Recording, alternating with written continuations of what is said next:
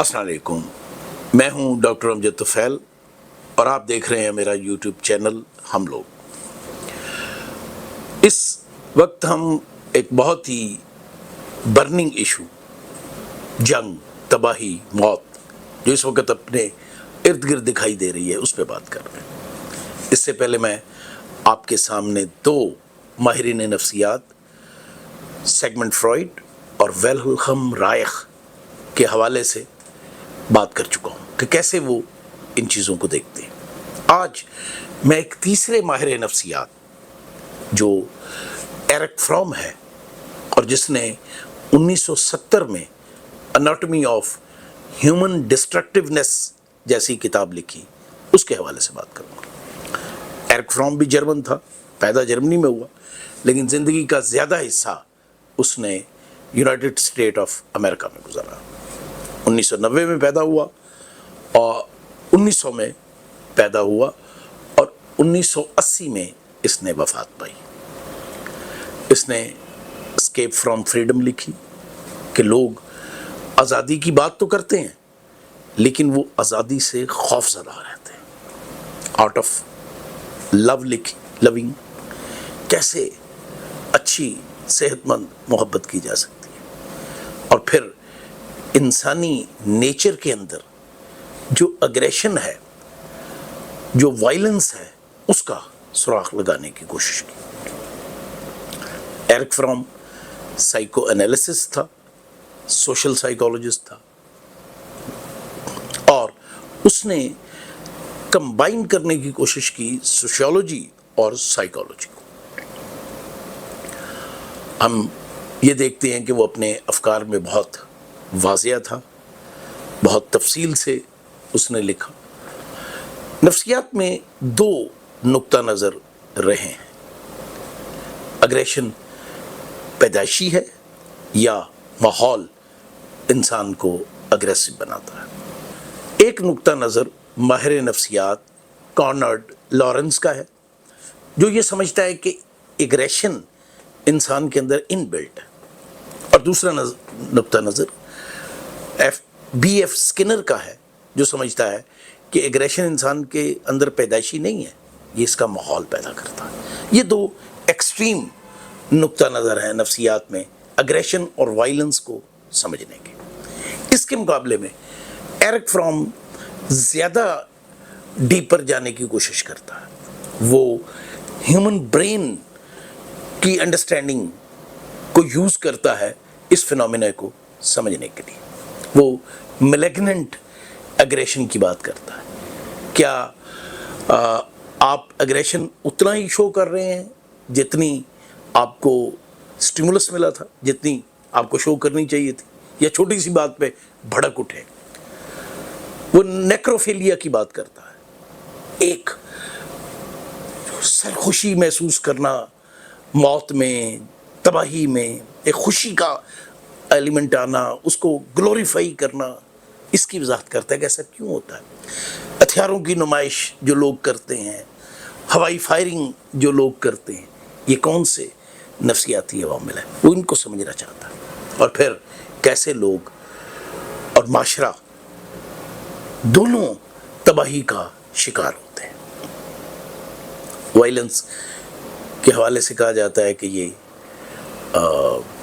Direct بھی ہوتا ہے اور یہ انڈائریکٹ بھی ہوتا ہے۔ ڈائریکٹ وائلنس یہ ہے کہ میں یا آپ یا کوئی فرد دوسرے کو فزیکلی، جسمانی طور پر، زبانی طور پر نقصان پہنچانے کی کوشش کرے۔ لیکن ایک وہ وائلنس ہوتا ہے جو نظر نہیں آتا مگر ہوتا ہے، سسٹم کے اندر گندا ہوتا ہے۔ انڈائریکٹ وائلنس ہے جب معاشرہ اپنے لوگوں کو سماجی انصاف نہیں دیتا، جب معاشرہ لوگوں کو باعزت روزگار کمانے کا موقع نہیں دیتا، جب معاشرہ لوگوں کو کھانے پینے کو کافی نہیں دیتا، انہیلدی کمپٹیشن پیدا کرتا ہے۔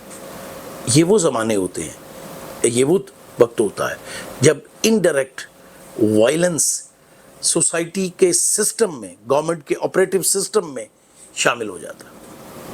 یہ زیادہ خطرناک ہوتا ہے کیونکہ یہ بظاہر نظر نہیں آتا اور لوگ اور حکومتیں اس کو ماننے کو تیار بھی نہیں ہوتی، اور ایسا آل اوور دا ورلڈ ہوتا ہے. لیکن یہ ہوتا ہے، اپنا اظہار کرتا ہے، اور مینی ٹائم آپ کو ڈائریکٹ وائلنس کی طرف لے جاتا ہے. اب یہاں ایرک فرام کے تصورات کو اگر ہم سمجھنے کی کوشش کریں تو وہ کہتا ہے کہ انسان بنیادی طور پر رسپانسبلٹی سے بچنا چاہتا ہے، ذمہ داری نہیں اٹھانا چاہتا. اس کی کوشش ہوتی ہے کہ کوئی اور اس کے کاموں کی ذمہ داری اٹھائے. یعنی وہ وائلنس تو کرتا ہے لیکن وہ یہ ظاہر کرتا ہے کہ میں نے کسی اور کی وجہ سے کیا ہے. یہ موب لنچنگ میں نظر آتا ہے. لوگ اپنی اگریشن کا اظہار کر رہے ہوتے ہیں لیکن ظاہر یہ کرتے ہیں یا کور دینے کی کوشش کرتے ہیں موب کا. اس لیے ہم دیکھتے ہیں کہ اگر موب کسی جگہ وائلنس کر رہا ہو، اگریسو ہو، تو بہت سے کمزور لوگ جو عام زندگی میں روڑا بھی نہیں مار سکتے، وہ بھی نعرے مارنا اور پتھر چلانا اور بڑے بڑے وائلنس کمٹ کر لیتے ہیں. تو یہ انسان کے اندر جو اگریشن کی، ڈسٹرکٹیونیس کی طاقت ہے، قوت ہے، انسٹنکٹ ہے، فرام اس پہ کنسنٹریٹ کرتا ہے. اور رائٹلی یہ بات کرتا ہے کہ یہ بنیادی طور پر نیگیٹو نہیں ہے، ڈسٹرکٹیو نہیں ہے. یہ انسان کو اپنے سروائیول میں مدد دیتی ہے. یعنی آج ہم جتنے کمفرٹیبل انوائرمنٹ میں رہتے ہیں، صدیوں سے تو انسان ایسے انوائرمنٹ میں نہیں رہتا تھا. وہ جنگلوں میں رہتا تھا، غاروں میں رہتا تھا، اس کے ارد گرد ہر وقت خطرات منڈلاتے تھے. درندے جو ہیں اس کو چیر پھاڑ سکتے تھے، دشمن کسی وقت حملہ کر سکتا تھا، جو موذی جانور ہیں یا سانپ ہیں یا اس طرح کی چیزیں ہیں وہ اس کو کاٹ سکتی تھی. اب ایسے میں اگریشن اس کے کام آتی تھی اپنے سیلف کو بچانے میں، اپنی ذات کے تحفظ میں. یہ تو پازیٹیو بات ہو گئی، لیکن بات یہاں تک نہیں رکتی. پھر انسان دوسرے پہ حملہ کر دیتا ہے.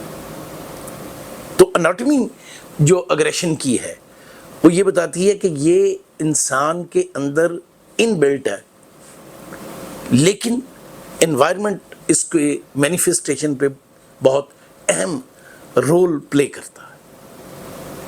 آپ کو دنیا میں ایسے معاشرے ملیں گے جو بہت کول اینڈ کام ہے، جہاں سوشل ہارمنی ہے، جہاں کے لوگ کمفرٹیبل زندگی گزار رہے ہیں. بظاہر لگتا ہے کہ وہاں کوئی وائلنس نہیں ہے، کوئی اگریشن نہیں ہے، لیکن کیا وہاں کا جو انسان ہے اس کے اندر سے یہ چیزیں ختم ہو گئی ہیں؟ ہم دیکھتے ہیں کہ ایسا نہیں ہوتا. پھر ایک دم اسی امن ہاں مانگی میں سے ایک ڈسرپشن پیدا ہوتی ہے. مجھے ایسے لگتا ہے کہ جیسے یہ انسان کے اندر کی کوئی کنٹراڈکشن ہے. لائف ڈیتھ، وہ جو سیگمنٹ فرائڈ نے بات کی تھی اور جس پہ ہم نے اس سیریز کے پہلے ویلاگ کی طرف اشارہ کیا تھا. لائف ڈسٹرکشن پیدا کرتی ہے اور ڈسٹرکشن میں سے لائف پیدا ہوتی ہے.